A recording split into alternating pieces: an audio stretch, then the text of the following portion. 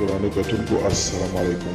زه محمد سلمان همدرد د حق غږ پښتو چینل خبري لنډیز کې ستاسو کوربه اوس تاسو پام را اړوم د مهمو خبرونو لنډیز ته. د چین د بهرنیو چارو وزارت ویان وانګ وین بین برون پرون د یوې خبري کنفرانس پر مهال د امریکا لخوا په چین باندې هغه تورونه کړي چې ګواکې چاته د امریکایانو وژلو لپاره د پیسو ورکړي هڅه کړې ده.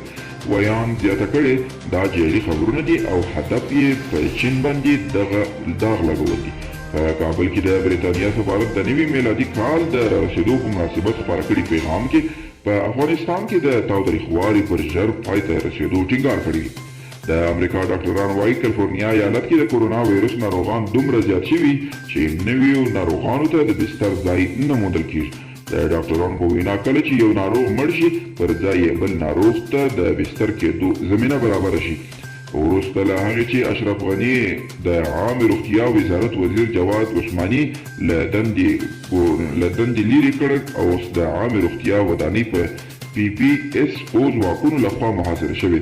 عثماني ویلي چې ولسمشر ترې غوښتي څو استعفا وکړي ځکه دې وزارت ته بل کس معرفي کړي.